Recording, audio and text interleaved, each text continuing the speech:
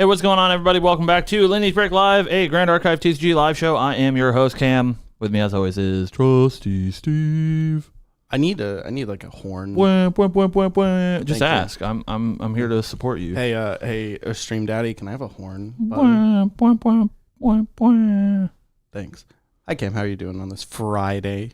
Hey, Steve. I'm doing good. Today, we are talking about, I don't know if you guys heard, but there is one of those events coming up called Ascent Boston. By Whoa. the way. It's right here. It's like over there. I can basically see the venue from here, and we are here to tell you the sort of what you should play at Ascent Boston. We have a whole bunch of archetypes of deck lists to talk about today, and we are going to do it in the most zoomer-pilled brain rot fashion that we can and make ourselves a tier list. So that is our plan for today.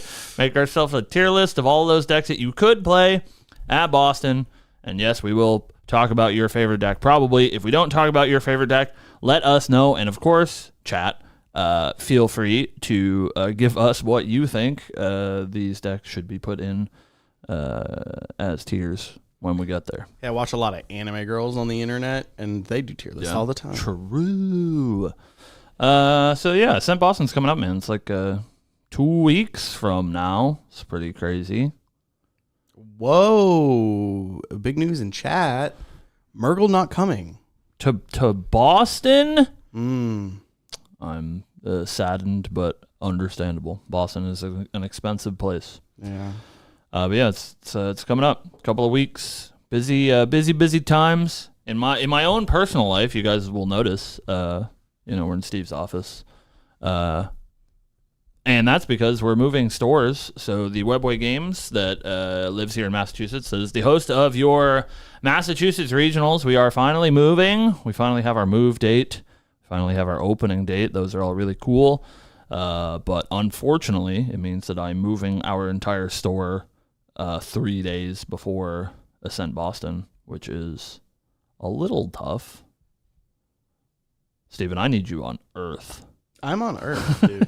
I don't know. You're talking about the store. What do you want from me? I'm vamping, man. It's like I need some back and forth here. He's reading chat. I'm not reading chat. Chat. I was just chilling. I love you. I was just chilling, waiting for you to be done talking about the store. I'm sorry. I thought you were excited about the store, so I was letting you vamp on it. I'm not.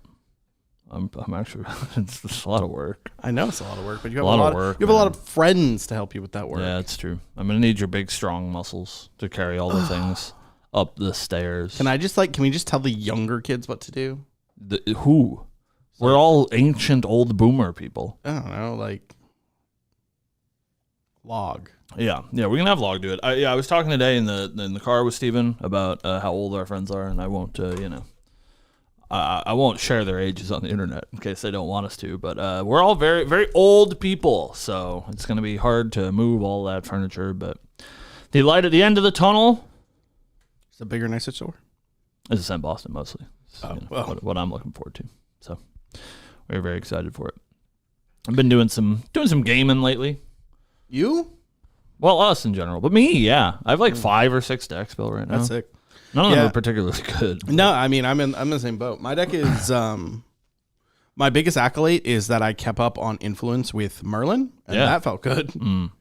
So yeah, I made a couple changes to the list, but it's dubious. It's cool though. Deck is sick. It's coolest. Deck is sick. I probably should not lose to allies. Yeah, that is probably true. Hey, who's listed it? Somebody played it.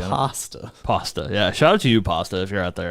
Yeah. Known you meme deck enjoyer. You showed me the list, and I've since, he was not playing, or they were not playing. I actually don't know. Sure. They were not playing the Ryle package. Yeah. And that felt wrong to me. Yeah, that does seem bad. In a fire deck, you're going to level 3. Yeah. Probably play the Ryle package. Yeah. Also, no dungeon guides. I put those back in. Those are probably needed. Yeah, it's a little bit less mimetic, but still, trying our best. I don't know. Multiple times, though. I've drawn like 15 cards on the first 3 turns. Yeah. It's a lot of card draw. That'll happen. Doesn't do much. Mm-hmm. Doesn't do much. It's not Merlin, right? I'm not drawing 15 cards and fireballing you. Yeah. But but it's cool. Hey, in your defense, Merlin doesn't do much either. She has like 12 cards that have text, and the rest of them just don't do anything. Yeah, that's true. Yeah. But yeah, I've been testing with CL, obviously, and that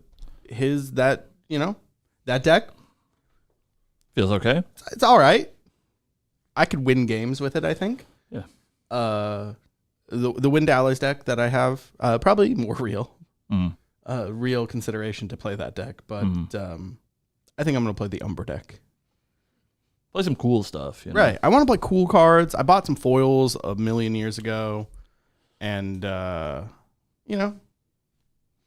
I wanted to play those cool cards. We're always, I guess clear internally, but not clear to you, the chat, that the way that we have a team, the Lineage Break team, and it's pretty big.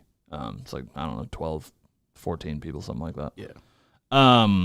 But we're not main deck or TCG, right? Like, there are people that are extremely good at this game and will, if they put their minds to it, top 8 all the Ascents that they want to.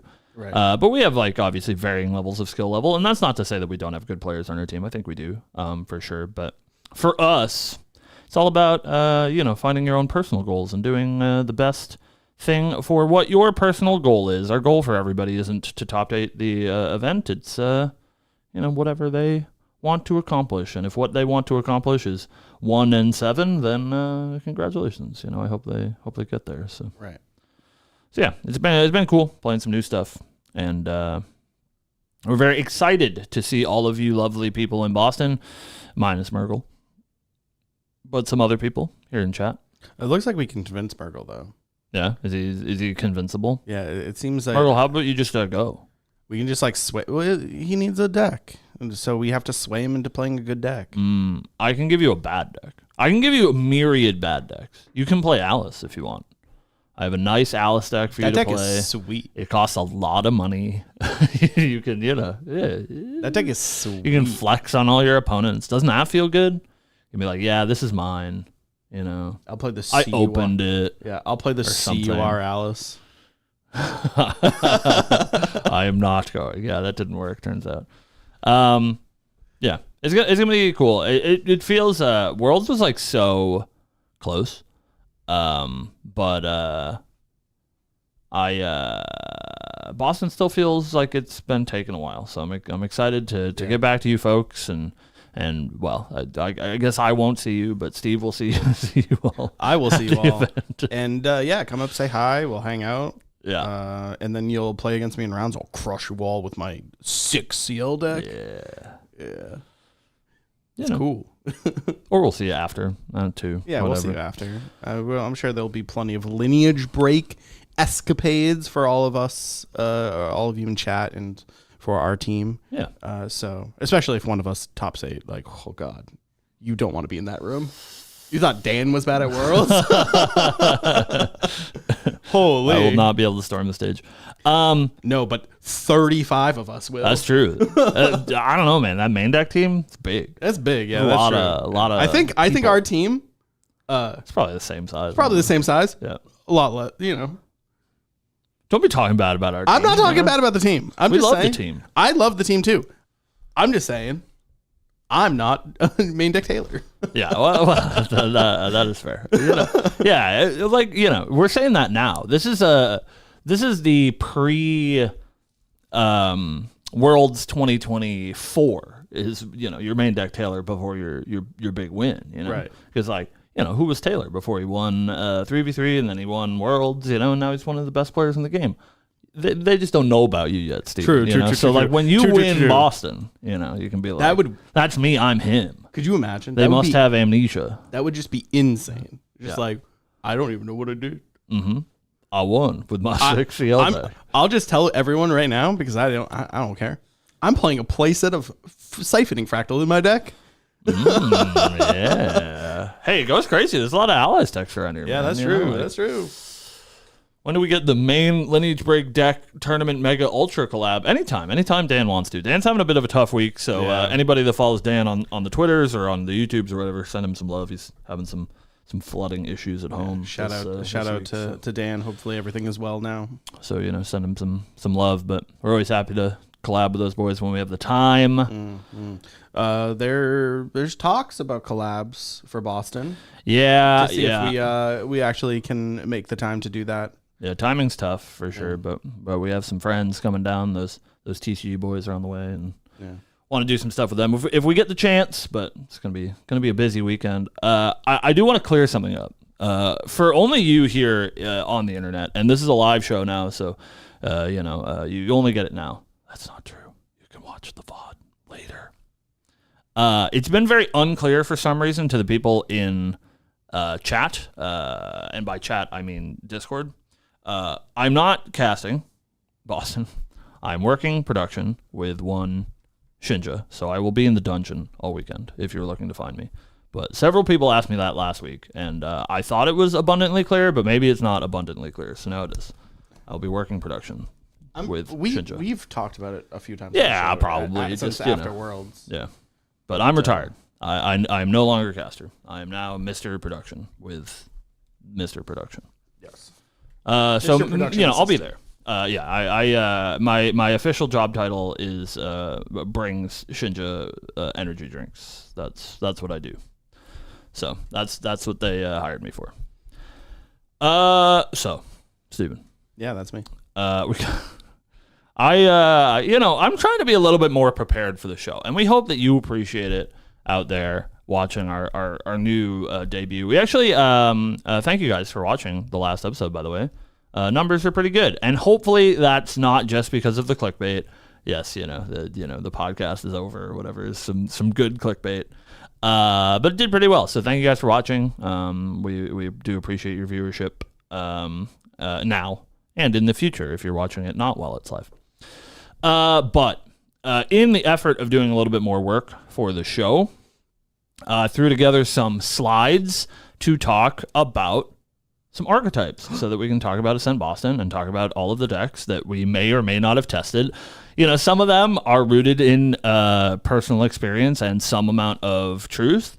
And some of them are just going to be like wild speculation because like how many times have we played against Luxem the past 2 weeks? Probably not at all, but we have some opinions about it or whatever. So here's the plan, chat, Steven. Oh, that's me.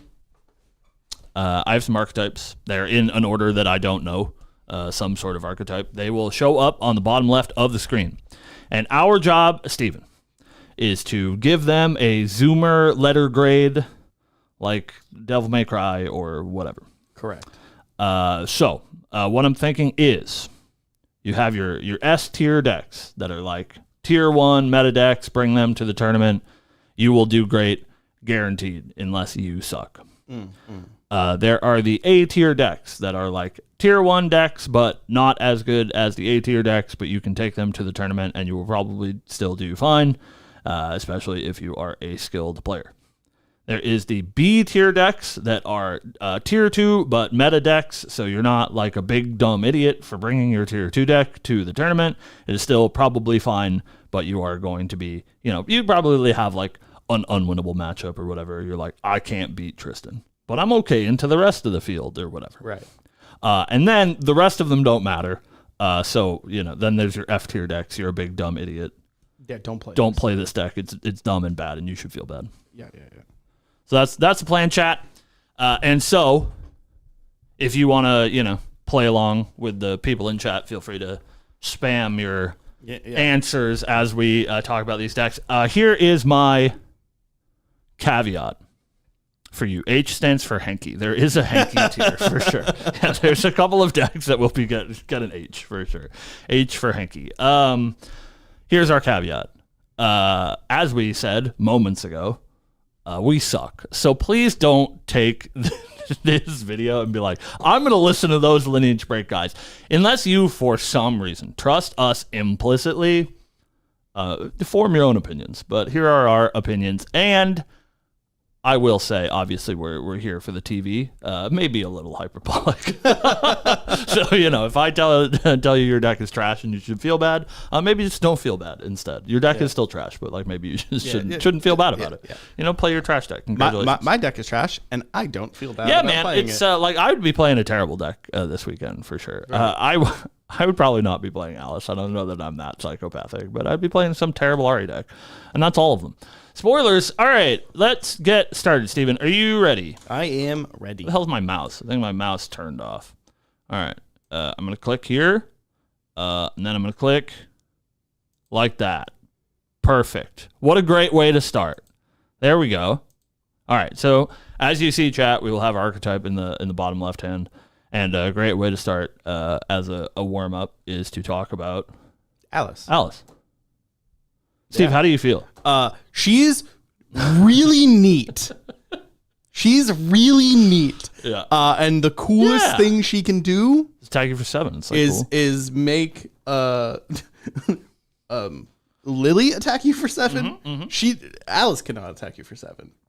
No, you can play 2 in the same turn though. You can play 2 in the same turn. She can also attack with a skewering advance. Yeah. So she can make Lily attack for 7, and then you pick a card up out of your memory, which is neat. Yeah.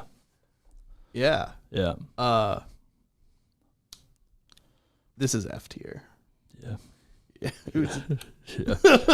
Put it into F. Yeah, this is our warm up for a reason. Yeah, she's awful. But now you guys know how it works. She F tier is where we're putting Alice. I'm sorry, Alice. She's very very bad. Even she's so bad, even I wouldn't play her, which is crazy. Cam played her at wouldn't do locals. Last week, or was it 2 weeks ago? 2 weeks ago. Yeah. 2 weeks ago, you won one game. I went 1 and 2. I won match 3. Okay. Yeah. It's just a really bad water allies deck. Yeah. Like, so sometimes you like kind of look like a water allies deck. It's H for Hanky tier. Hanky would probably love it. It's just like 52 allies. Yeah. It's just bad. Like, because your champion doesn't have text and you're playing a bunch of bad cards because your champion doesn't have text. I will say though,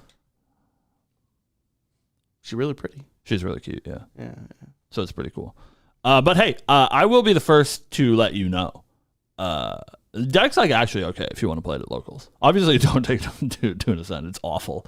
But you know what? It's kind of cool sometimes. Like Steve said, sometimes you like attack people for 7. Like 2 for 7. It's like basically like Rending Flames. Right. It's pretty good. Yeah. It's pretty good. All right. Anyways, thanks. Yeah. True. Another cool thing. Yeah. Alice is super cool. Or not Alice. Snow White. Super cool card. Oh, that card's broken. That card is super cool. We'll probably talk about that card later. Yeah. I think that card's good. Yeah. Yeah. It's the only Alice card that is good. Right. Yeah. She has the keyword. The it's chessman. True. Chessman. Yeah, the C word. All right, Steven. What? You ready for the next one? Yeah, of course. All right, great. What do we do? We'll have a real discussion. Yeah. Okay. Ooh. So I guess we'll alternate starting opinions, and I got your starting opinion on our terrible Alice deck. So we have the new archetype in Cardistry, which is the fire aggressive deck. Doesn't like really matter which champion you play. I think most people are on Lorraine, but it's not like really a indicative of how that deck plays is what champion you play. New cards, playing suits. Most decks are playing like 40 suits. And some Arthurs is the list that we've seen mostly. And then you flavor to taste your 8 or 9 slots that you have that aren't suited cards and Arthurs. Yep. I think this deck's really good. I think it's sort of in an untested place. Obviously, it's a brand new archetype. We have been playing it a lot internally. And it feels pretty good. It feels good when it works, and it feels like pretty bad when it doesn't work. You are playing a lot of like 4 costs that don't do a whole lot, and so you do really need to be able to keep your board. There's some really good ways to keep your board, and I think like 3 of Spades is an insane card, especially if you are trying to fight against other allies decks that are trying to take your dudes off the board, like Noir has stealth, whatever. So if you can keep your board, it's pretty good. It feels sort of like that like Philo range where it's not quite a like super fast aggressive deck. It's a little bit slower than the like burn decks, the FISA decks, stuff like that. But it has a lot of staying power because a lot of the cards replace themselves. A lot of them just like give you inherent value. And cards like Verita, who you guys can see on screen, are pretty good once you get board wiped. Just allows you to rebuild really quickly. So I don't think that I'm prepared to give the suited deck the S tier tier 1 meta deck just because like we don't have enough information, and I think some of the other more tested archetypes are better, but I think this is a solid A tier. It like feels pretty good. I think it's pretty easy to build out of the box. It's like basically the recollection deck that they gave us inside a booster set, where it's just like put all the cards that we designed together, and you're like, oh, okay, it feels okay. Yeah. I have to agree with you. Every time I've played against this deck, it feels explosive. It feels like you're living 1 second, and then all of a sudden you played a bunch of dudes, and now I'm dead. I can't remember the name of the card. It's the burn spell. Straight Flare. That card. That's a lot of damage. Does a lot of damage that you don't expect. It's like a 2 for 5 fast usually, which is like really good. They're just like, they'll play a bunch of dudes, and then all of a sudden, you're like, oh, okay, yeah, I live, and then they're like, I'll double straight flare you, and you're like, there's only 6 cards, which is like pretty easy to accomplish. You're like, oh. And like Duchess gets to play it out of your graveyard, which is pretty strong. Yeah, I think Ashen Riffle's a extremely broken card. Yeah. Everyone's like bending over backwards to play their Riles and their turbo charges, and they're trying so hard to get a +1, and like Ashen Riffle just says +1 every time you play it. Yeah. So yeah, I think the deck's pretty solid. We'll see. I wouldn't be surprised to see some of them running around the top tables. I don't know that this is going to be like the Ascent winning deck, but I would not be shocked to see some make it to top 8. Yeah. So I think solid A. Yeah, I think it's good, and it's cool that a new archetype like feels pretty good. Yeah. And it's always important to note about new archetypes. This one's hard because it's like we said, it's like a 45 card package, so like your deck building is like pretty thin. But with new archetypes, they're obviously untested. We've only had the format for like 2 weeks, and so as the format continues, and it is going to be a long one, ladies and gentlemen. I think this deck will get a little bit more refined and more well-tested. So. Yeah, I agree. It's a cool deck. Chad, how do you feel? Let us know. How do you feel? Give us your letters. I want to see everybody agreeing, disagreeing, giving us this deck is awful. I played against it yesterday at locals, and it sucks. Or not. All right.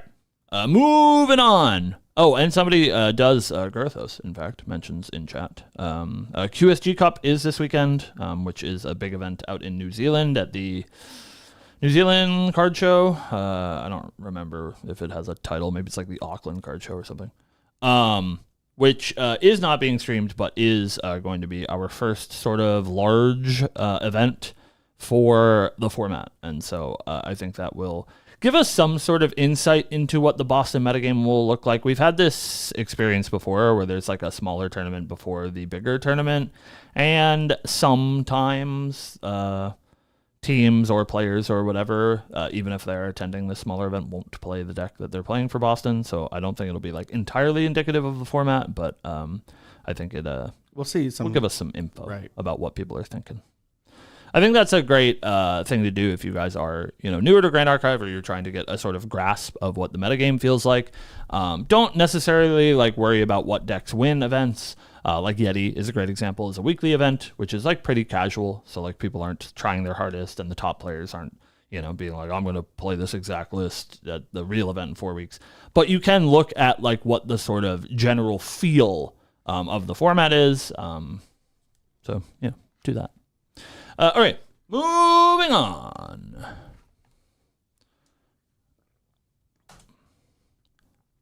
Steven.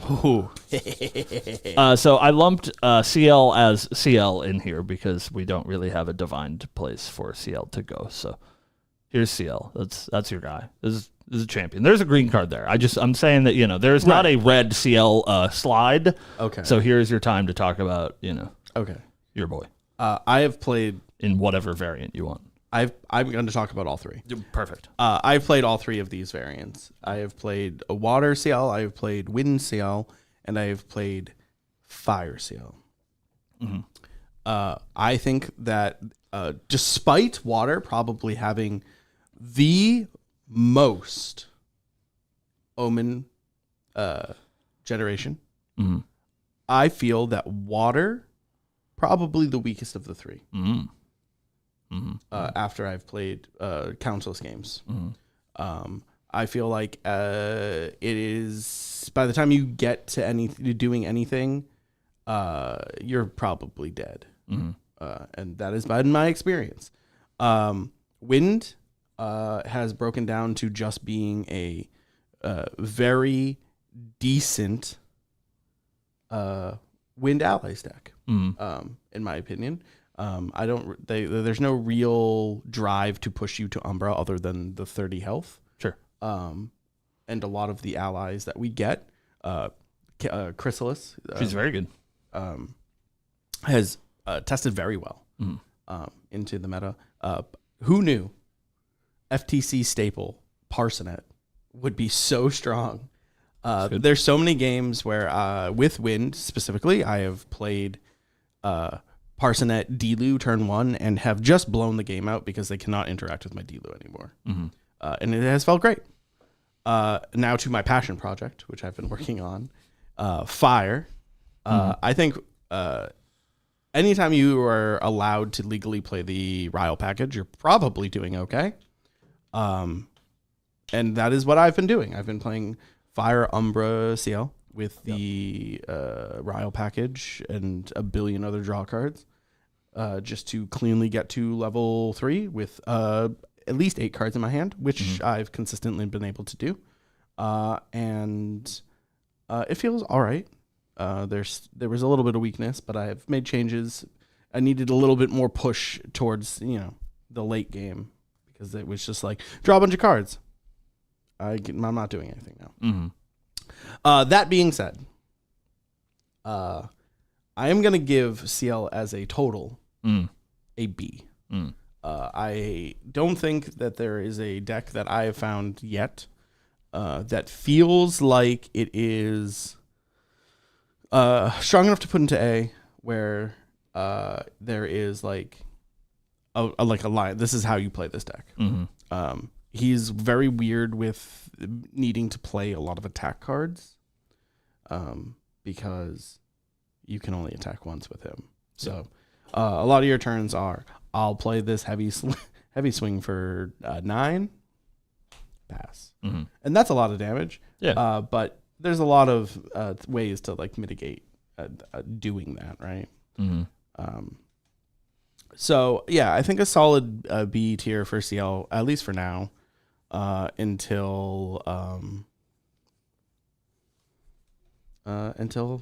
someone smarter than me figures it out. Yeah, I think I haven't been playing the boy very much. Shocker, I know.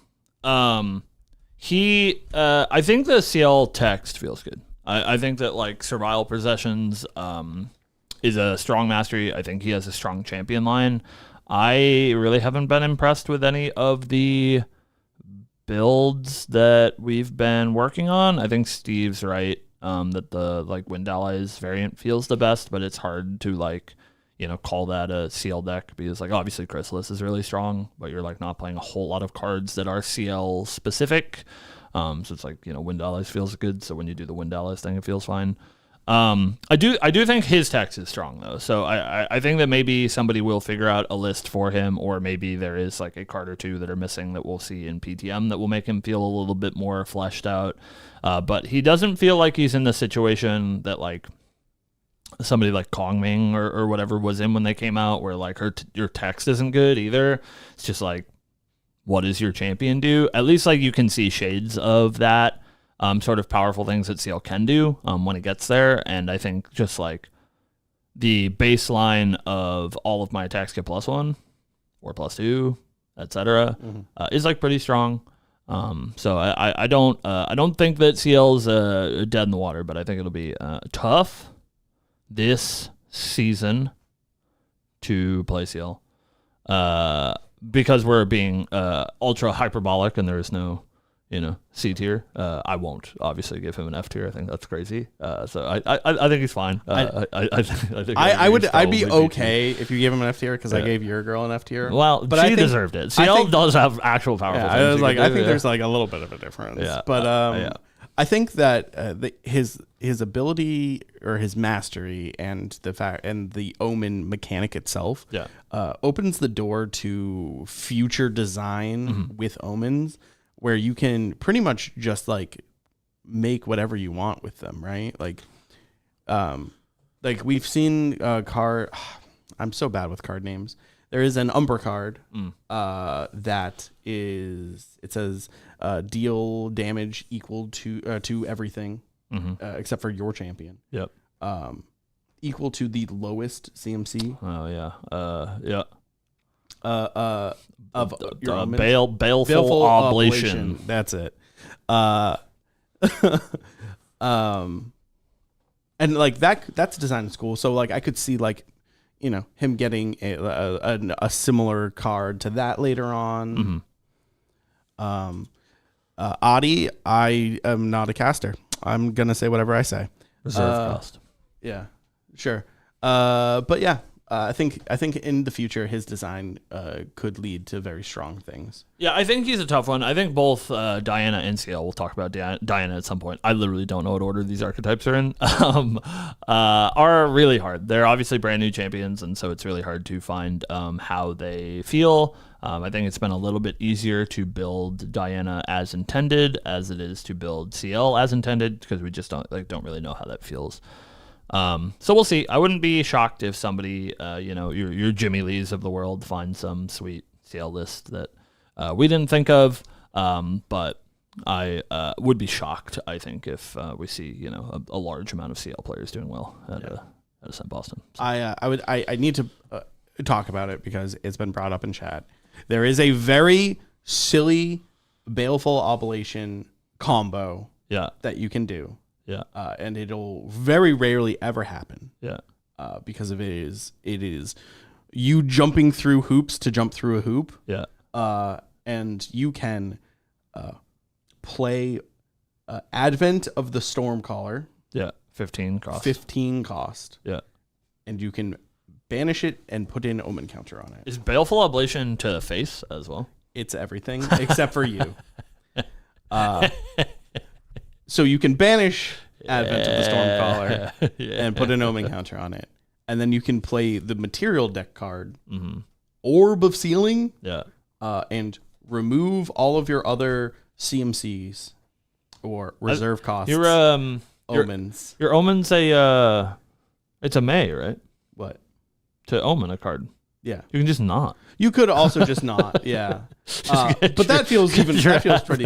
Hey man, if you're killing them, it feels okay. Yeah. And then you can play Baleful Oblation and just deal everything 15 damage. That does sound like a Jimmy deck. Somebody called Jimmy up. Be like, hey, you should be trying this out. However, I think it's mostly mimetic. 15 damage. How much does that card cost? 2? Yeah. It's a 2-drop. Play 2 of those, they die. Yeah, sure. That's kind of sick. Yeah. I'm interested. That sounds pretty cool. Oh. Yeah, all right. Yeah. Interesting. Yeah. Okay. Cool. It's a 2 cost. That's pretty good. I think it's a 5 cost, but it gets reduced when you're CL. Oh, hopefully it's when you're CL and not like if you have 5 Omens. I guess in that case you just need to get the Orb of Sealing or whatever. Interesting. Yeah. Well, anyways, moving on. Chat, how do you feel about CL? Let us know. Yeah. Thoughts? I think B. I think B's fine. Don't give it lower than a B, Chad. Don't give it lower than a B. Good luck, CL players. Good luck. All right. Speaking of people that need luck. No one ever said that about this archetype. So this is our Ghosts of Pendragon, Rile the Abyss. I think I put them all sort of together. This is this is decks. Spectre, Crux, so Merlin, Lorraine, however you want to build it. I think the deck lists are pretty similar to the Ensoul list, the Merlin list. We've been doing a little bit of experimenting with non-Ensoul, like Spirit Ruler Lorraine with Votive Runeblade to just attack a bunch. They all feel basically the same. You're doing the same thing. Riley Abyss, I think, is very clearly the best card in the set, or at least very close. There's a couple of contenders, but I think Riley Abyss is extremely strong. Ghost of Pendragon still okay. Turns out drawing 2 cards is pretty strong. I think this deck is good. Merlin is Merlin, and so she does have the same pitfalls that she's had in the past. She is usually pretty interaction light, and so does suffer from some of the big CL Advent of the Stormcaller combo decks. That's not true. But combo decks that want to go over her are typically pretty good into Merlin, and burn decks that want to go under her are typically pretty good into Merlin. But the influence gain that she has gotten from Riley Abyss is staggering. Like, usually Merlin will get to level 3 and she'll have like 2 or 3 cards in hand, sort of like most other advanced element decks. And she always had that sort of like influence advantage over them. Like, the way that Merlin's built, she would usually have a card or 2 extra over the other advanced element decks at the time, like Luxem, Ari, whatever. But now it feels like she, on top of that, has an extra 1 or 2 card again. So like, I've seen, Merlin go to level 3 and she has 6, 7 cards in hand, which is like pretty gross. She does close the door pretty quick, even with like 2 level counters. Her fireballs are for 6. Obviously, her Ghost of Pendragon are still as good. Her Prismatic Edge is still as good. Incarnate Majesty is a real pain in the ass for a lot of decks to deal with. There are some decks that just cannot deal with the big horse. I don't think it's a unpopular opinion that I think Merlin feels pretty good this format. I think the Ensoul deck is worse, for sure. Cooler, but resolving a 6 reserve cost card is pretty dicey in a format like this. So I would probably lean more on the Merlin side, but I do think the Merlin is tier 1 for sure. S tier deck, something that you should not be afraid to take to the tournament. Merlin is that sort of gatekeeper deck that, especially in a brand new format, she's really good at beating up on optimized lists. So you'll beat up on all those CL Diana players because their lists aren't optimized, and all you did was put 12 cards into your already powerful Merlin Crux deck. Yeah, I have to agree. I've been testing into Merlin because I think that it is very strong. And our local was, down on influence. He was level 3 Merlin, 4 cards in hand. It's like, oh, this will be fine. Like, I'll get there. And then in the course of his next turn, played 3 Ghosts of Pendragons. Yeah, that'll do it. Drew 6 Crux cards. is fine. Played Ryle, drew some more cards. Yeah. Following turn, activated Ascension. Yeah. 5 times in his recollection. Yeah. Yeah, it felt great. Pretty good, man. Felt great. It's pretty good. And listen, chat. I don't know if you've heard, right? But Lineage Break #1 Merlin hater. That's true. That is true. I'm sure you heard that. But a little bit of Crux support here in DTR.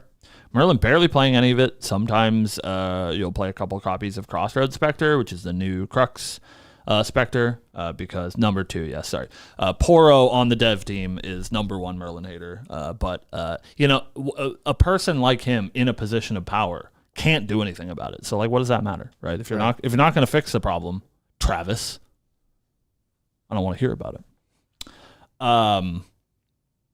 Playing a little bit of the new Crux support in Crossroads Spectre, I am terrified of December, when we are assumingly getting way more Crux support, as it is one of the elements in Underland. They better put Assassin class bonus on every one of those cards, or I just do not want to live on this planet anymore. So, or a ban Ghost of Pendragon, or Ascension. No, they just reprinted Ghost of Pendragon, and I don't think Ascension is really that bad.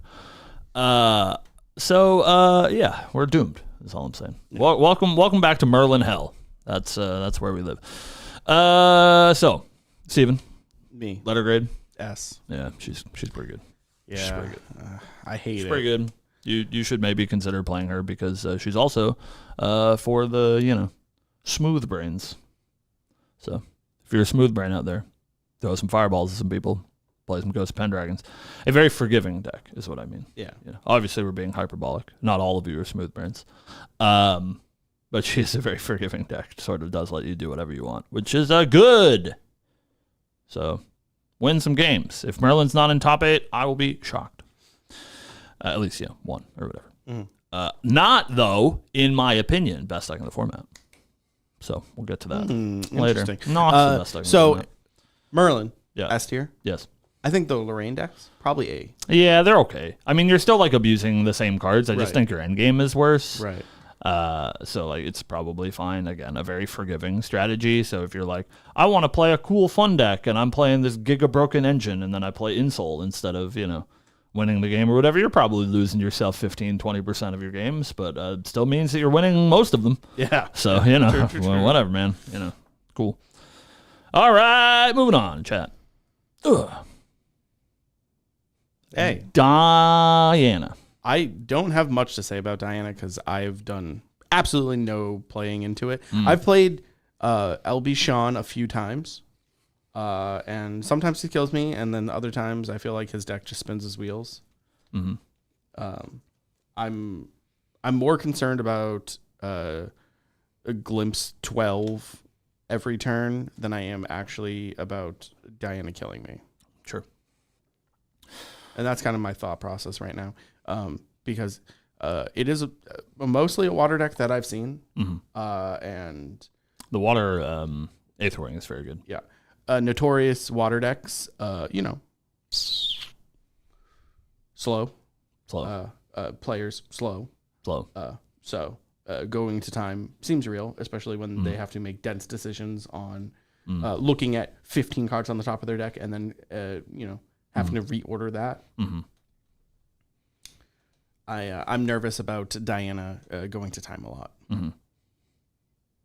And yeah, that's all I really have to say on Diana. Give me a letter, Steven. B. B for a boy. Bad. Yeah, no. I think she is probably a little bit weaker than CL because again. Interesting. I think she's a little bit weaker than CL, specifically because, like old Diana, she's reliant on her weapon. And if you can remove her weapon, I think that she doesn't have anything to do. Yeah. I resent that chat.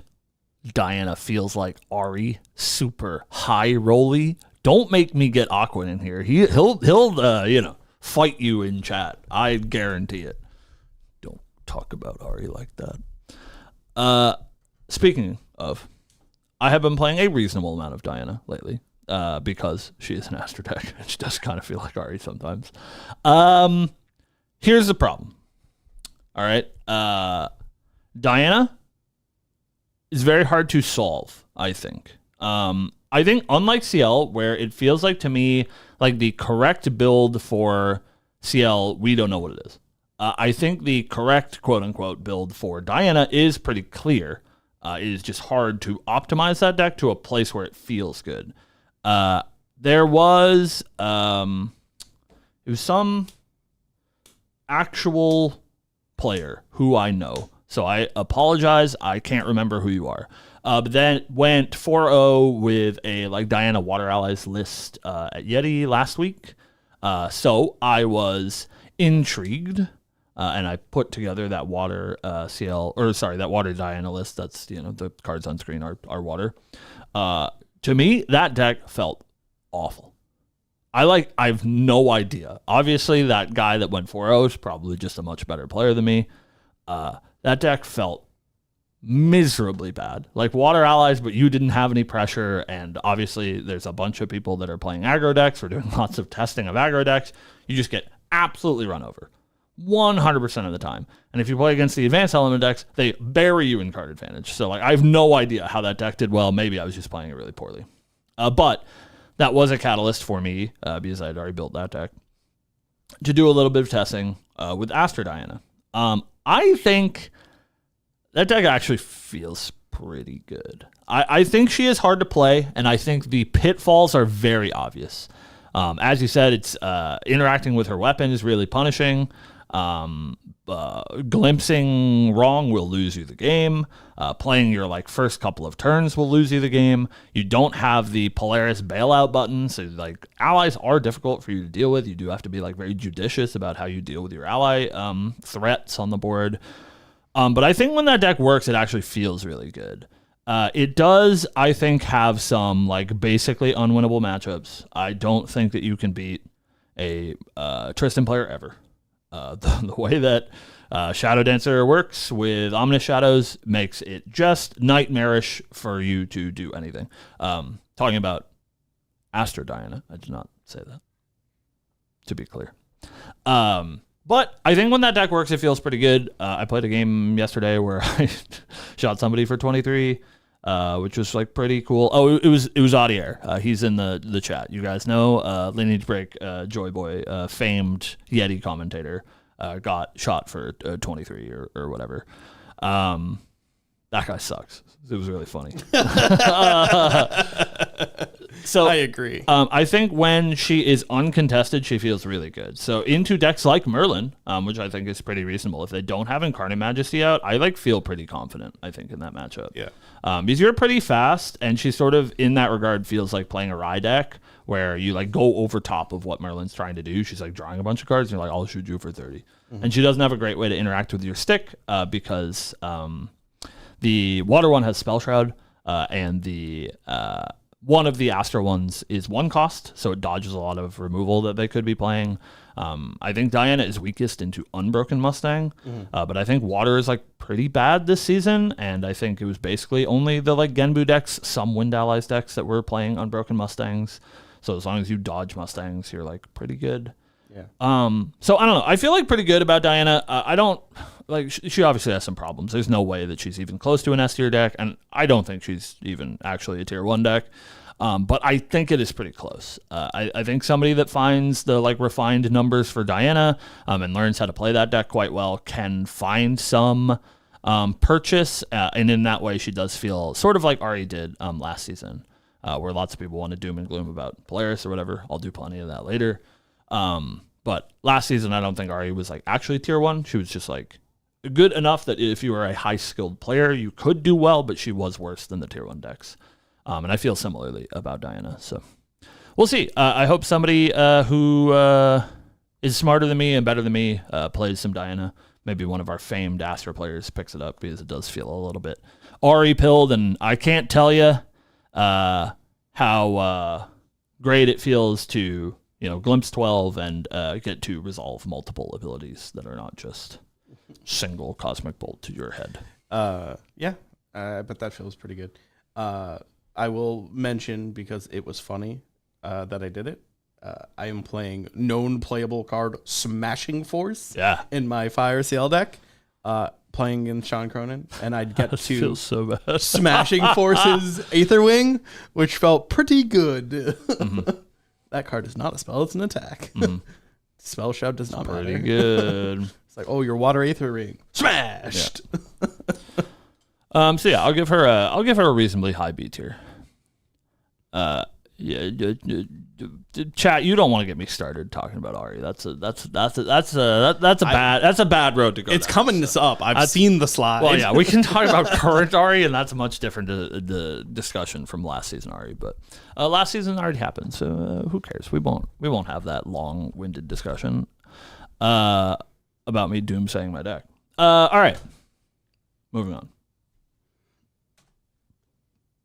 We have the Boomer Classic. Philo, a Boomer aggro deck that has been around since the dawn of time. One in Krahis's favorite deck. Krahis on side deck is what we're saying about Krahis. God. That's good. Found some purchase last season because it had a very strong Fractals matchup. Obviously, the printing of Clarent Reimagined was pretty good for stopping Fractals and some other of the spell-based decks. I think Philo was firmly gripping onto the strength of Clarent Reimagined, and was the only reason that deck was popular or doing well. I think in this world where a bunch of decks got fire support, the decks that got fire support were not Philo. Of course, every fire deck gets to play Fiery Interference, and I'm sure that Philo will play it. But I think the days of Rending Flames, Fiery Momentums, you will probably lose to the other aggro decks. So I am not super impressed with how Philo feels this season. I think that the suited deck feels sort of like a similar speed as the Philo deck, but feels more resilient to interaction. Obviously, Philo pretty loose into things with taunt or ways to stop her big attacks, because that is usually how she kills you. In addition to, Arthur Red Hairs, whatever. There is one caveat that there is a lot more red hair support. So if you're playing like a red hair based aggressive deck, you do have 8 1-drop unique allies now that turn on red hair, which is pretty good, and I think you will play some amount of them just for red hair consistency. But I am not super impressed with Philo. I don't think it's terrible. I think it's probably better than CL and Diana, so it's hard to split our tiers or whatever, but I would probably put Philo in B tier with the consideration of all of the other fire options that you have. It's not to say that it's a bad deck. I do think it is just worse than the other decks you could be playing in fire right now. Yeah, I think I have to agree with you. I think she's high B tier, definitely above CL and Diana. However, I think she loses to the other fire aggro decks that exist. Yeah. There is a benefit that I think both of the, what I would call the premier fire aggro decks that we will talk about a little bit later at some point, maybe it's the next slide, who knows, are both pretty spell-based. And so she does have a reasonable matchup, I think, into those because Clarent is so strong. In our testing, it is basically like if the burn player goes first, they win because you don't get enough materializes to get Clarent. If you go first, you probably do win because you get enough materialized to get Clarent, which, is not the worst. I mean, giving yourself a coin flip into the aggro decks feels okay. But yeah, I think she is worse into the field as a whole. So, B plus. We'll give her a B plus. All right, moving on. This is not a fire aggro deck to talk about. It is Fractals, everyone's favorite, not fire deck. Yeah. I think Fractals, though weaker than before, is still probably a deck that you need to worry about. Because it still does have that burst potential where you can just kill people. Yeah, burst potential. Ha ha ha ha ha ha. Because of Burst Asunder. Because the card that you kill people with is called Burst Asunder. Huh. It's funny. But yeah, I think Fractals definitely is still a deck. I think people will still be playing it. I think that the skill level to play the deck is high, but also now without Disenfractal, that puts the base gameplay of the deck further up as well. Yeah. So it's interesting to see who still has faith in Fractals. I think there are some diehard fans that will continue to play this deck. Yeah, sorry, letter grade? Low A. Low A. I think I'm pretty close. I think Fractals is actually still pretty good. Obviously, the Dissonant Fractal ban hurts pretty bad. The Lost in Thought ban does not hurt as bad. Not really a deck that was really abusing that card. It was mostly using it for respond to my Frostborn Paladin trigger nonsense. So they'll be okay without it. I do think the water is a little bit of a dog this format. There's a lot of fire aggressive decks, obviously, and water does struggle a little bit into those because they don't have a whole lot of removal for allies. And so they're going to struggle into, suits and stuff. But I think that Fractals is probably being pretty slept on. Just because it has met some nerfs and has not gotten any new cards really. But it is still, as Steve said, a very explosive deck. And I think if you don't respect Fractals, it is going to run some people over. I think we're going to see a lot less Fantasia removal this format, especially just because there's going to be more red decks. Right. And they have less access to Fantasia removal. And so I think if you give Fractals a turn or two, they will probably just kill you. And they do have some built-in resilience to the aggressive decks. Obviously, they're playing a playset of Shangqiaos that doubles as a way to recover, which is pretty strong if you are on the back foot against the aggressive red decks. So, yeah, I would say she's probably like firmly in A somewhere. It is really who wants to take that gamble of respect. Like, do I take the gamble that people will not be respecting me? And there is the caveat that even though I think most people will not be running a lot of fractal removal, a lot of people will be running spell damage protection, safeguard amulets, and Clarence are really, really, really hard for you to beat. That's obviously why Philo saw success last season, is because Clarence is so strong. So if you do see those decks that are packing that hate for you, you might still die. Like if you play against a Goja deck or whatever, and they're like, I'll materialize my safeguard amulet and then I'll kill you. It's like pretty hard for you, I think. Yeah. So I think she is firmly in A tier. I think she is a very reasonable deck to take to the tournament, and especially if you are one of the many talented Fractals players, I think this is a deck that can leverage your skill. A lot of the decks in this format are fire and are aggressive, and obviously Grand Archive is a high skill game in general. But the aggressive fire decks are mostly sequencing, and so that's a lot of like, if you've played a bunch of games with this deck, you'll know how to goldfish your deck correctly, and if you goldfish your deck correctly, you'll kill your opponent. Whereas obviously the water decks require a lot more like meta knowledge and careful planning, and so I think if you are a high skill player, you can leverage a deck like Fractals still to do well.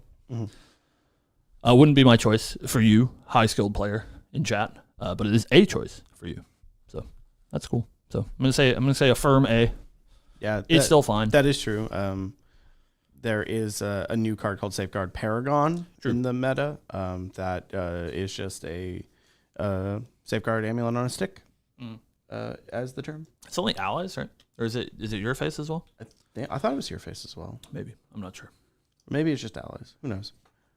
I'm sure someone will. But it is very good at protecting your board, especially against decks like Fractals. All units. Thank you. So it is, yeah, allies and your face. Yep. So it's pretty good. Noted. All right, moving on. Genbu. We have the other water deck. It's my turn to start? Yeah, but I believe so. I said we were going to be a little bit hyperbolic, right? Yeah. I think this deck's trash. I think this is like firm F tier deck. I legitimately think Genbu is awful. Holy. Holy. I think that the Lost in Thought ban was catastrophic for this deck. Genbu is that sort of like deck that always struggled to kill you, right? It is the very typical water deck post Icebound Slam, where they have very few ways to kill you. They have to like stratagem you, or they have to, not few ways to kill you, but long ways to kill you. They have to stratagem you, they have to polar depths you, whatever. It takes forever.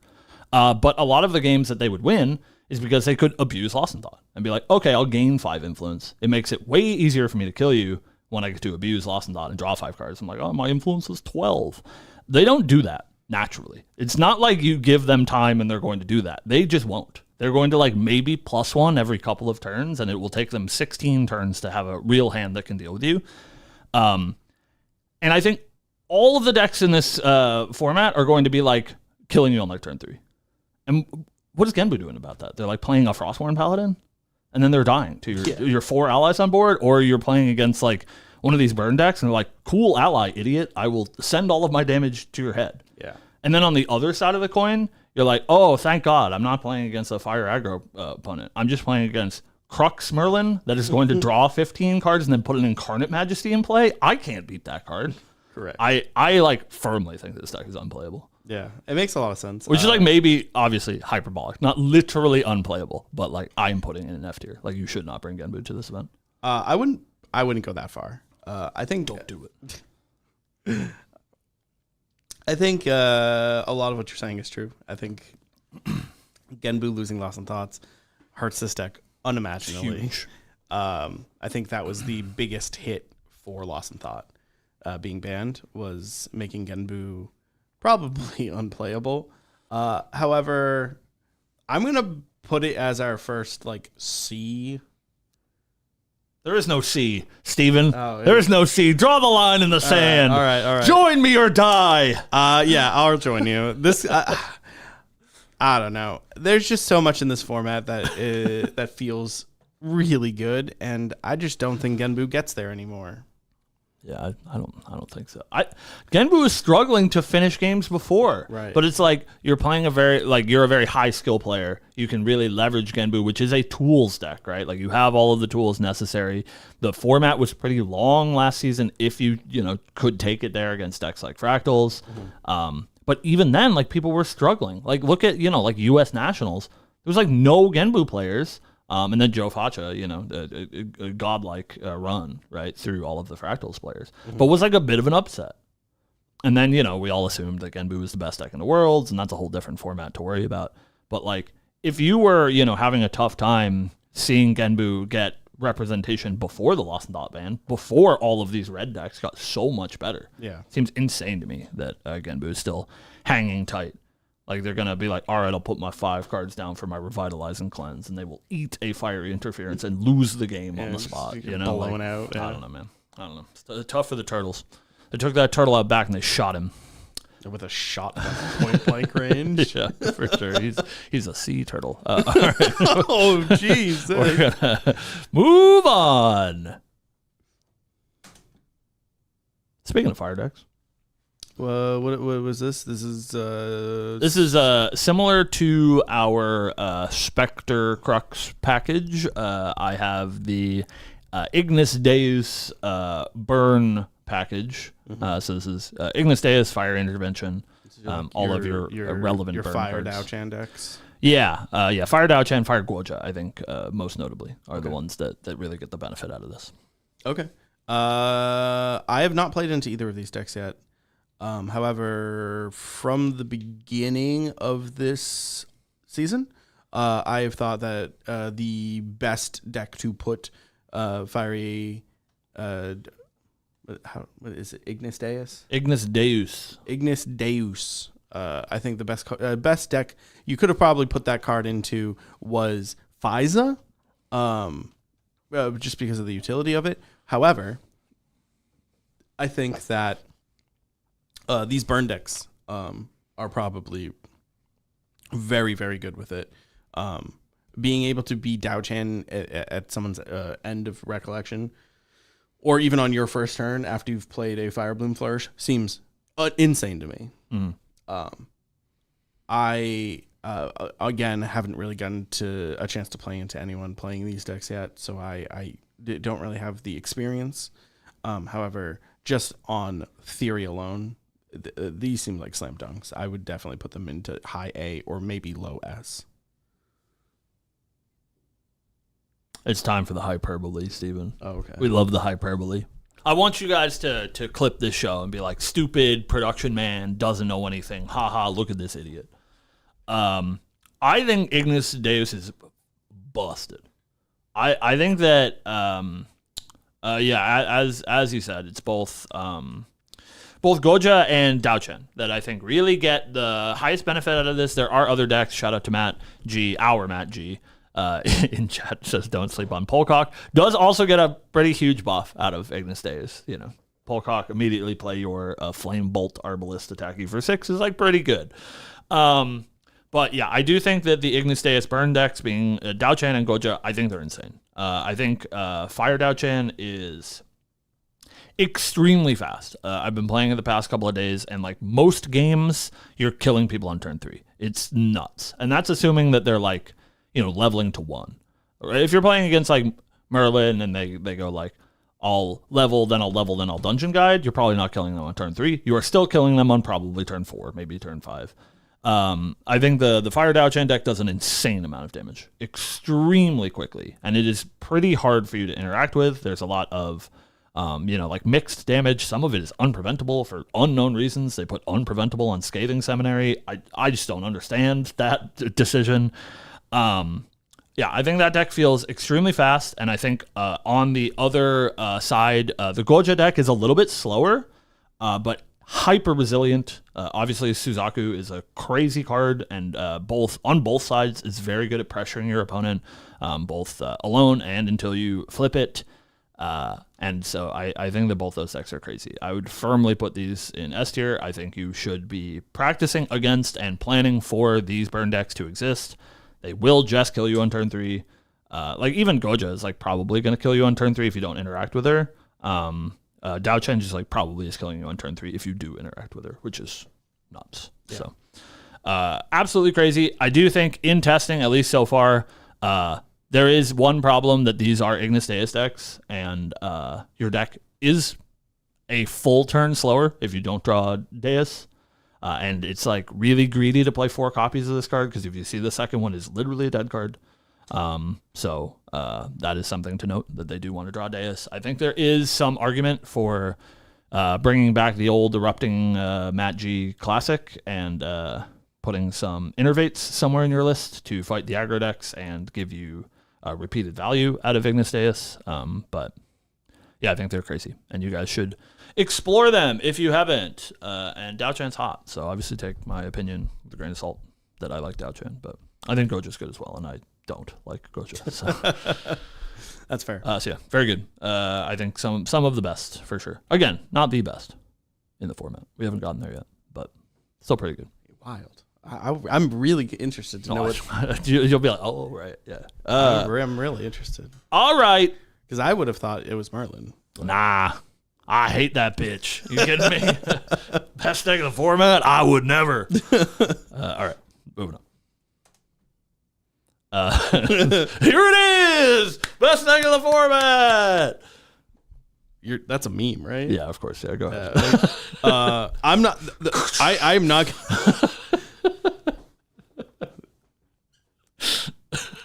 I'm just gonna preference this with my rating. Yeah. Okay. Yeah.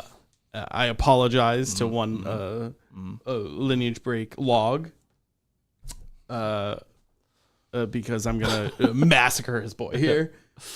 This is F.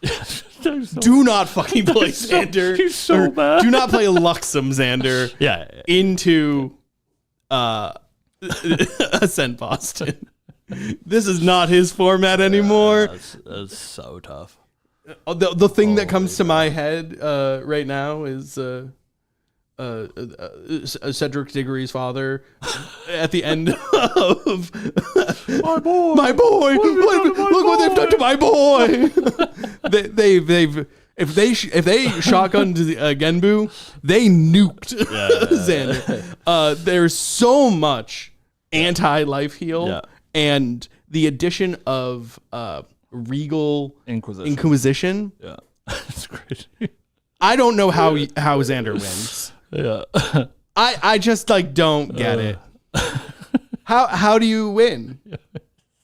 He already kind of struggled to taking damage, and now like if he can't heal 9, he just loses to allies, right? Yeah. Well, and not only that, there's Remove Darkness or whatever that card's called. Exposed Darkness. So like you go stealth, I'll just make it so I can see you again and kill you. Like there's so many tools that we've gotten that just says Luxem Xander cannot be played. Yeah. Stop that. That's bait. Yeah, that's bait. That's bait. But like I honestly, I like every time I've like thought I'm like, oh maybe Ryle makes, and then I just think I'm like, nah, because now you just get the 3 and then they Regal Inquisition you and like, oh take your Luxem sites. Yeah, it's like, I just don't understand it.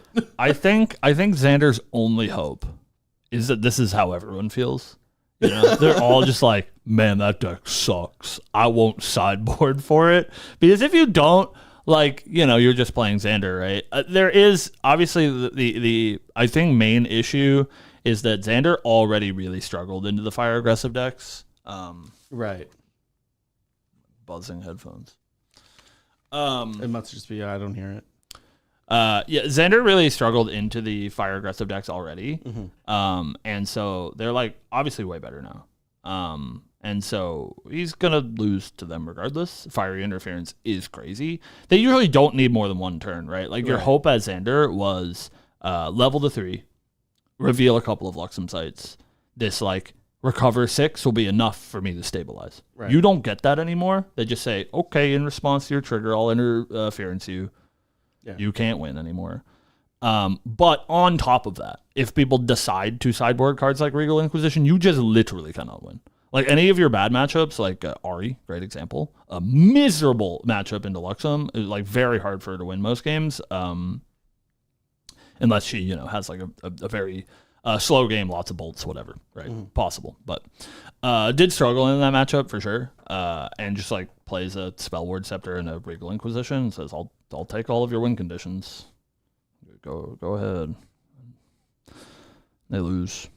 So Merlin, same deal. Not only that, right? A tough matchup, and it just doesn't matter anymore. Like they incap you, just play another one. Yeah, right. Okay.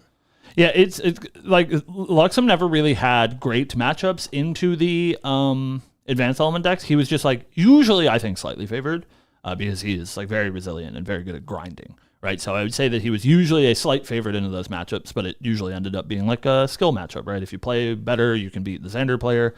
But now you just don't have to play better. Right. You're just like, well, it was a close matchup. How about it's not a close matchup anymore? Yeah. Like, I'll release my spirit. Like, you'll die. Actually, I'll fire interference you. Yeah. So, yeah, it's really hard for Xander. They gave that guy the fucking take you out back and beat you to death.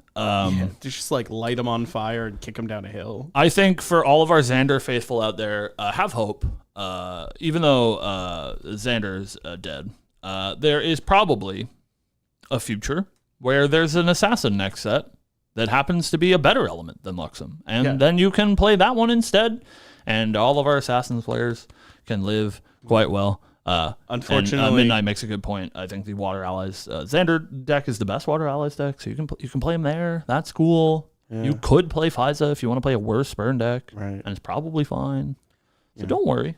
You can unfortunately for all of our assassin, it is Merlin next set, so you're just playing Crux. Hey, like if you could play Ghost of Pendragon in Luxem, you probably would. So True.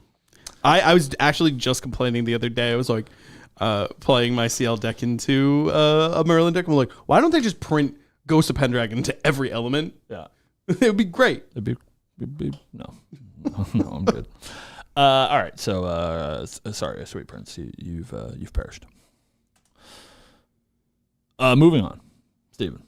Hey.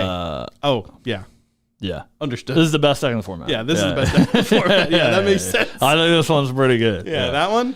Yeah. Mm-hmm. No notes actually. Thank you. Yeah, thank you. Tristan's been on top for a while. Yeah. She is very resilient. Has all of the tools necessary. Is traditionally quite good into fire aggro. Does not play a whole lot of recover, but the recover that she plays is extremely potent, so she is not particularly hurt by fire interference. Yep. Veiling Breeze is a hell of a card. All of her allies are good at killing other allies, and she has a terrific late game matchup with Shadow Strike and Incap. Yep. I think 100% this is the best deck. If you are a high skill player, I would 100% just play Tristan. I think that she's very good at leveraging your skill, and she has very few, if any, bad matchups in the format. So. Yep. No notes. Tristan, since she came out, has been she's crazy, pretty dominant, I think, and even when she has been nerfed, I think it nerfed her from being broken to just being the best deck. Yeah. And we've saw it with Taylor playing it at Worlds. We've seen it at constant Ascent, always top 8ing. Yeah. I was crazy to think that this was anything else. Yeah, I think the most notable thing for Tristan is her worst matchups with water decks. Yeah. She did have a hard time into Genbu. She did have a hard time into Fractals. Fractals still around. Genbu, our thoughts on it. I think with Genbu, even if Genbu and Fractals were untouched, their bad matchups got better, right? Like the decks that are their bad matchups got better. So they will lose metagame share, and when they lose metagame share, it makes Tristan better because those are the decks that she didn't want to see. So I think it's a pretty big deal. She is 100% the best deck, and I think you should play her. If you like playing Tristan, and you like 2 huge reasons, both attacks from Slice and Dice. Yeah. To play Tristan. So she's pretty cool.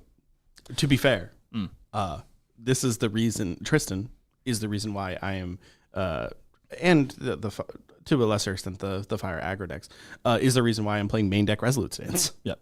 Because yeah, man, just need it. Yep. Yeah, the fact that she is a like slower, more like mid-range deck that can just like kill you the same way that any of the aggressive decks do if she gets a draw that lets her play Slice and Dice on turn 2 or 3 is pretty crazy. So she just has the tools for every matchup that she needs. She can try to kill you fast if she needs to. She can grind down your allies if she needs to. She can take you into the Giga late game and Shadow Strike you if she needs to. She just has so many tools. So yeah, she's pretty good. She's pretty good. She also gets to play the best ally removal in the game, Engulfing Fumes, or Ensnaring Fumes. Ensnaring Fumes. Like, that card is...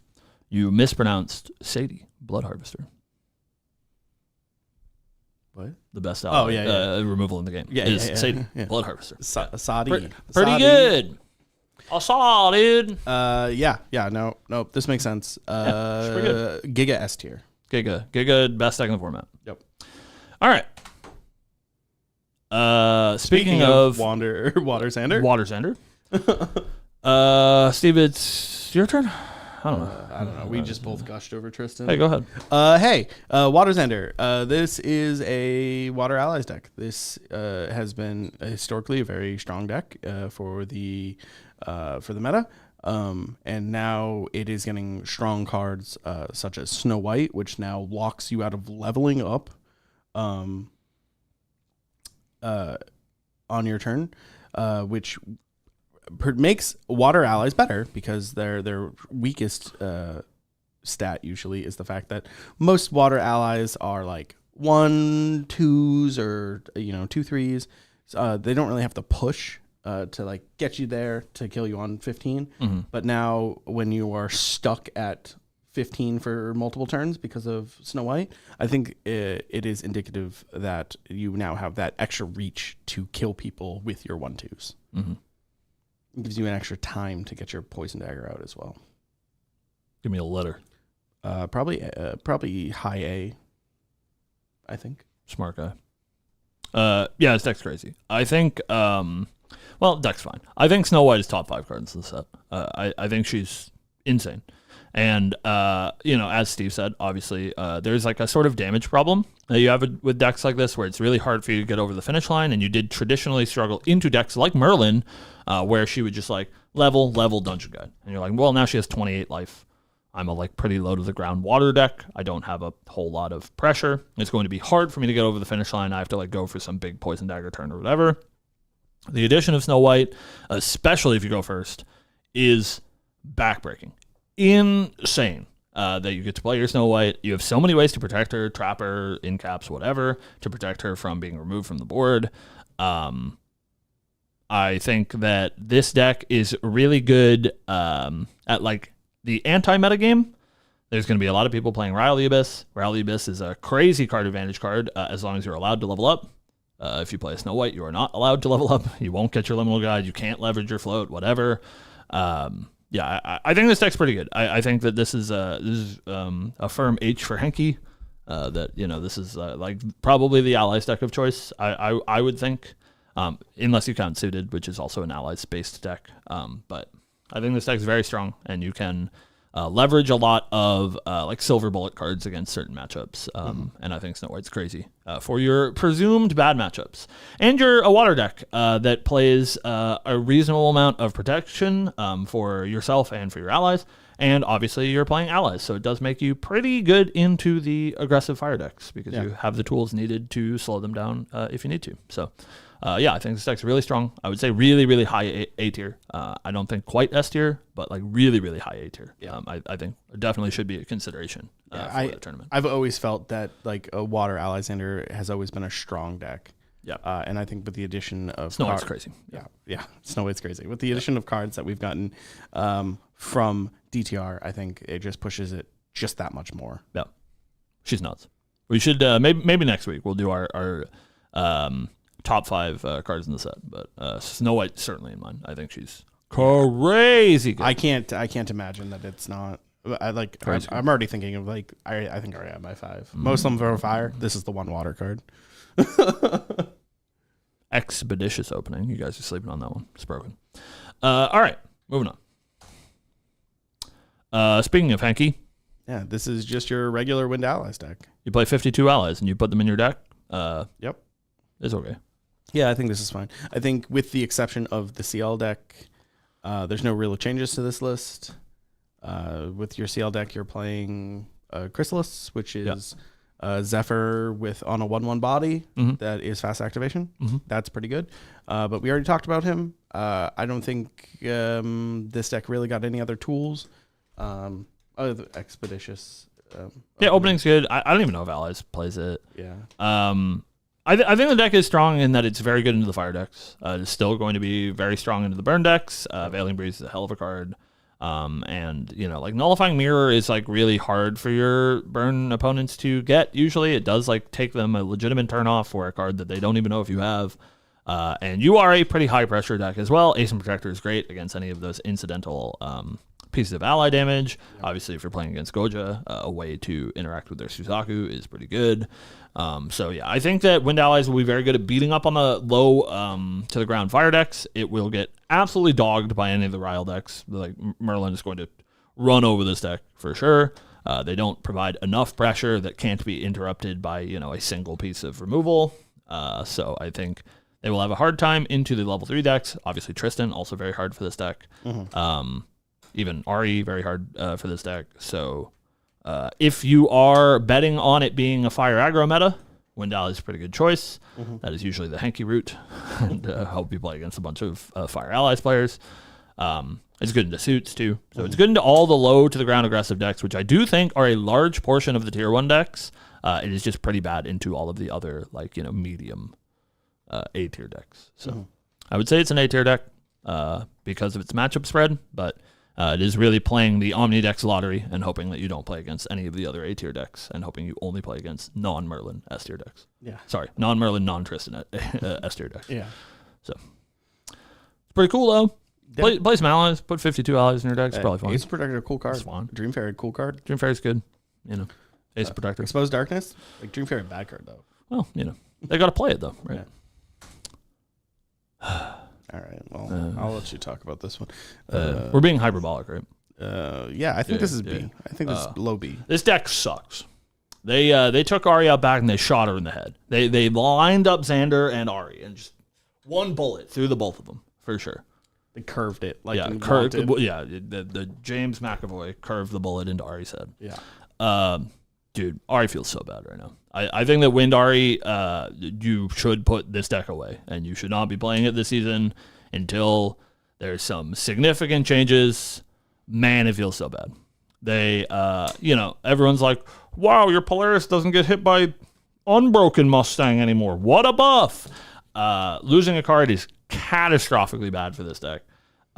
So bad that some of the Ari players, shout out to Aqua, are championing playing Spirit of Wind instead of playing Serene Spirit because you really need the extra influence, which is probably true, but we're going into a format where everybody's playing turn 3 kill you aggro decks, and you're like, well, it's time to take the Serene out of my deck just because I need the extra influence. It's just I don't know, man. You can't win. Merlin has always been a really bad matchup for Ari, and thank God last season she sucked, and so Ari got to play the game because Merlin was bad. That's not the case anymore.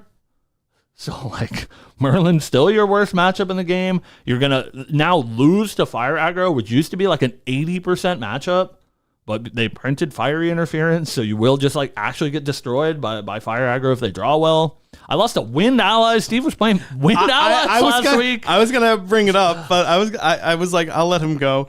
I've never ever beat Cam on an Allies deck while he was playing Ari, and it wasn't even close. So bad. So bad. He did wipe me, and I just rebuilt and killed him. Yeah. It was,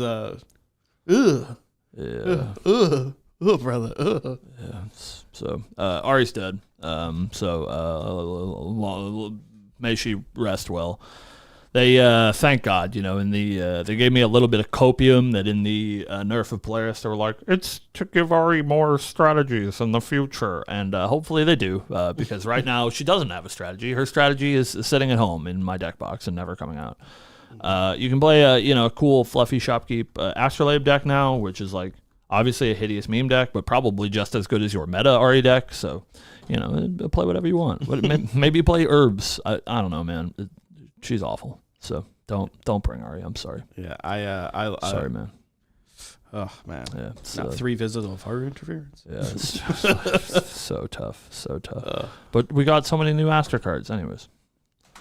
All right. Speaking of sad faces, that's all we got. Yeah. That's a fitting way to end our show. Is that's all of our quote unquote meta decks. I had to put that one in there. I had to do it to him, Snipe. Jesus, for you guys. Man. Yeah, I'm retired for no reason other than they made all of the cleric cards unplayable. I guess you can play Dao Chan this season if you're a cleric player. She's pretty good. In the fire aggro variant, obviously not in the green one. Oh, but that deck never existed. Yeah. What deck? Terra Dao-Chan? Oh, yeah, that's true. That deck never existed. Always awful. So yeah, that's all we got. If we missed your archetype and your name's Matt G, I'm sorry we didn't talk about level 2 Cogwig. But that's all we got. We might have missed a few more niche archetypes. I know that Audier, alleged Nico player, mentioned her earlier, but we don't talk about things that aren't relevant. Right. Yeah. So yeah, and we can't disrespect Matt G at all, because like Matt G cooks something crazy every week. Yeah. There's nothing we can never talk about it. And let's be clear, this is our Matt G, not the Matt G that you guys correct, know, but the Matt G that we know is the supreme cook. He's the only one that ever makes some like hideous brew that like we all look at and we're like, that's pretty good. So keep an eye out. I will. I'm not going to spoil this deck. Shout out to him. He did heal like 40 health against me one game. Should have put those interventions. I was just like, holy. Yeah. So I am wearing booty shorts. Actually, there are no legs on these pants. So unfortunately, chat, we love you, but it is about 1:40, and I do have to go open a store across town in 20 minutes. And we also need lunch. So. That's true. I'm starving. Yeah. What's for lunch, chat? All right. We got to get out of here. Thank you guys so much for watching. If you want to catch the show, you can do so every Friday, 12 p.m. Eastern Standard Time, live here on the YouTube. Asterisk. And that's it. That's where we do it. The show is here, live. But, of course, if you miss it, you can find the VOD on our YouTube channel. They are now front and center, so you should have an easy time finding them. Thank you guys so much for watching. We really do appreciate it. Appreciate your continued support and your additional support in these trying to get our numbers up times. So thank you guys for watching. We will be back next week. The week after next week is Ascent Boston, Stephen. Yeah, that's true. And so we won't be here that week. We will be in Boston. So come and say hello to Stephen. Come and shout my name. I will probably be in the building and not hear you, but I will feel your presence. I will send all of your love to Cam when I see him later that night. Yeah, that one. So yeah. Also, hi Eva. Nice seeing you. Hi. Thank you guys for watching. We will see you guys later. Have a good one. We don't know what's for lunch. DM us what's for lunch. Goodbye. Goodbye.